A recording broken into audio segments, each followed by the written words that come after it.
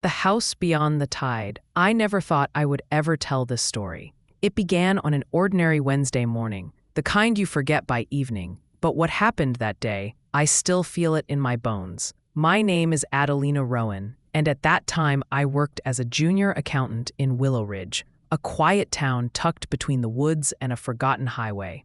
My life was simple, predictable, almost too calm. I had my routine, my tiny rented apartment, my coffee from the same corner shop, and my biggest dream was someday saving enough money to escape to the ocean. Everything changed the day the envelope arrived. A thick, ivory envelope with no return address. Inside was a letter from a lawyer in Maine, informing me that a distant relative I barely remembered, my great-uncle Ezra, had passed away, leaving me $62,400 and something else, the property known as the House Beyond the Tide, a beach house, mine. A house I didn't even know existed. I reread the letter 5 times. My hands were shaking. I didn't understand why anyone would leave something like that to me, someone he hadn't seen since I was a child. But there it was, a sum of money big enough to change everything, and a house waiting on the shore of the Atlantic. I told only one person, Liam Verster. Liam had been my closest friend for years, the kind of person who didn't just show up. He arrived precisely when you felt like falling apart. He was calm where I was anxious, grounded where I was impulsive. And he had a way of looking at me like he could see the parts I tried to hide from everyone else. When I told him about the inheritance, he didn't react with envy or shock. He just smiled softly and said, "Maybe it's time something good happened to you." We decided to drive up to Maine together the following weekend. The roads stretched endlessly through forests, small towns, and pockets of fog that clung to the glass like memories refusing to fade. When we finally reached the coast, the sky was beginning to turn gold, and then I saw it.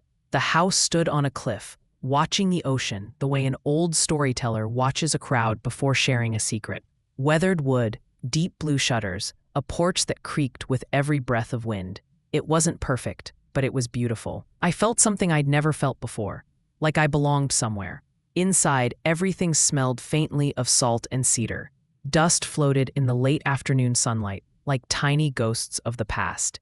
And then, tucked inside a drawer of an old writing desk, I found a small brass key tied with a red ribbon. A note lay beneath it, for the one who returns when the tide calls. I didn't understand it then, but I kept the key. We spent the evening cleaning, exploring, laughing at the strange things the house held. Old maps, Ezra's fishing boots, even a faded photograph of the house during a storm. It felt unreal, like stepping into someone else's unfinished life. And somewhere between the sweeping and the laughter, Liam and I began to feel something shift, something unspoken, fragile, frighteningly real. But peace never lasts long. That night, as the waves crashed against the rocks, someone knocked on the door. A man, tall, gaunt, with eyes that looked like they'd forgotten how to blink. He asked for Ezra. When I told him Ezra was gone, he didn't offer condolences. He only asked, "Did he leave you anything unusual?" I told him no. He didn't believe me. His gaze roamed over the room, over me, over Liam standing protectively at my side.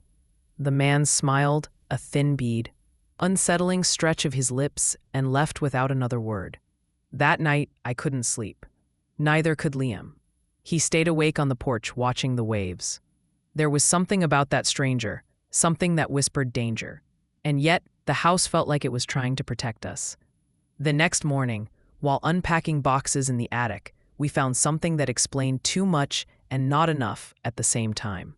A locked chest, old and heavy. The brass key fit perfectly. Inside were a stack of Ezra's journals and a sealed envelope with my name on it. My breath caught as I opened it. Ezra wrote that years ago he discovered something hidden beneath the house, a small safe that had belonged to my grandmother. Inside it was money she'd saved for education, travels, dreams, but the safe had gone missing after her death. Ezra had spent decades searching for it, and he believed it was still somewhere inside the house. In his last journal entry, he wrote, "Someone else is searching too. I fear he may come when I am gone. The stranger." Liam and I exchanged a look that said everything without a word. We had to find that missing safe before anyone else did. By evening, storm clouds rolled in. The wind howled around the house. The ocean roared. Lightning flashed across the windows, and then the sound of shattered glass. The stranger had returned. Liam rushed to block the hallway. I grabbed the journals, the letters, the key. There was shouting, footsteps, a struggle. For one terrifying moment, I saw Liam pushed against the wall, the stranger reaching for something in his coat pocket. And then the floorboards beneath us groaned, splitting open from water damage. All three of us fell.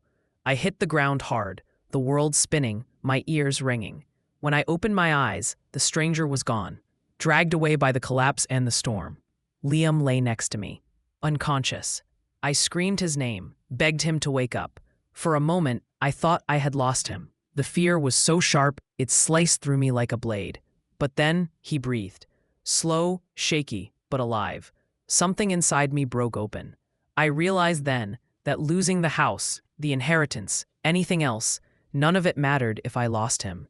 The storm passed by morning. We found the missing safe beneath the broken boards. Rusty, water-damaged, but intact. It held old documents, a faded photograph of my grandmother, and her savings, $18,900, wrapped in cloth. But what mattered most wasn't the money. It was the truth, the connection to a past I never knew, and the future suddenly blooming in front of me.